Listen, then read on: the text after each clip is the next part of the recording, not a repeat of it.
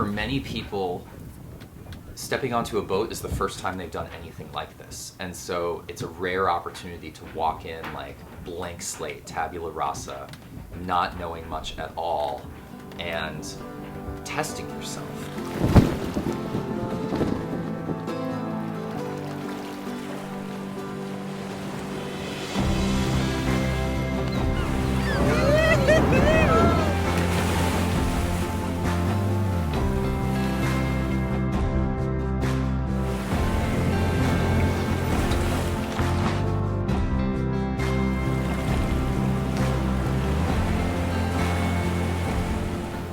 Okay, cut and dry how we got from Key Largo to Detroit.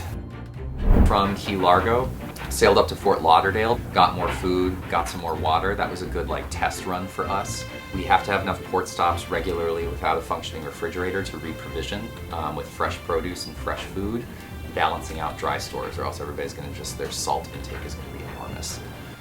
From Fort Lauderdale, it was an offshore sail in the Gulf Stream to North Carolina.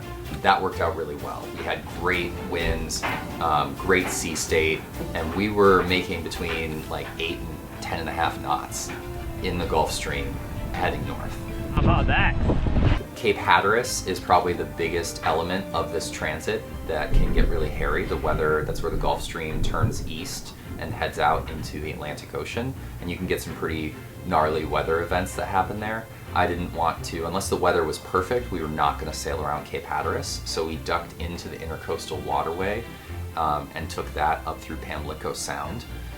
Fortunately, this boat draws 6 feet and is 60 feet high, so it can go under most of the 65-foot bridges on the Intercoastal Waterway, which is great for us. So we could go inland around Cape Hatteras, come back out just south of the Chesapeake Bay. We sailed up along the Delaware and New Jersey coast to New York City, up the Hudson River.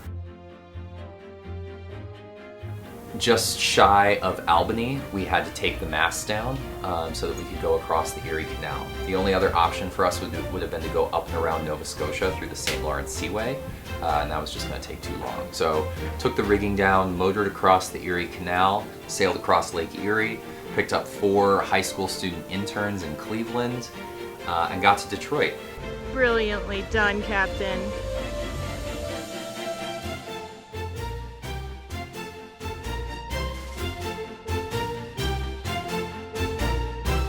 So once we were in Detroit, it was time to start with building this charter business, building the business on the ship that when we're not having students aboard will take the place of tuition as our revenue stream so that we can be tuition free. We got a chance to get some people on board and get some feedback. Had all 5-star reviews, people had a great time. But then we had to get ready to start voyaging south because winter was closing in. So now it's, we're getting a new crew, learning everything that we learned from the voyage north, doing a lot of system upgrades. We expanded our water capacity, we added a refrigerator, a bunch of different projects, and got a bigger crew for the voyage south. So then we sailed around the Great Lakes to Chicago. Once again, took our rigging down to go down the inland rivers. Let's see if I can do it. The Calumet River, Illinois River, Mississippi River, Ohio River, Kentucky Lakes, to the Tennessee River, Tombigbee Canal and Tombigbee River, the Mobile River, into Mobile Bay. I think I got them all. I might have missed one or two. And we did all of that motoring with the mast down on the deck, just like we had done in the Erie Canal.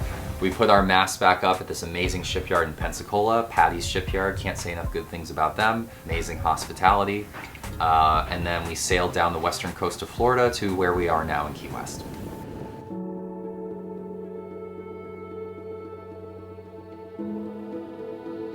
By this point, I had heard of something called the Great Loop. I had never heard of the Great Loop when we set out from Key Largo, and I heard of it as we were sailing north and met other sailors in marinas who said, "Hey, are you guys loopers?" And I was like, "A looper? What is a looper?" And they're like, "Oh yeah, the Great Loop." So we are accidental loopers who are about to complete the Great Loop.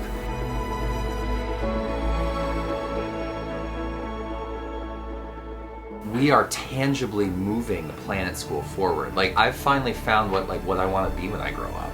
I didn't know that until my early mid-30s. I mean, for somebody who loves to learn, it's like a nonstop, living, breathing TED Talk with great sunsets all the time. And this may sound unbelievable, but there's never been a moment where I've been like, why am I doing this?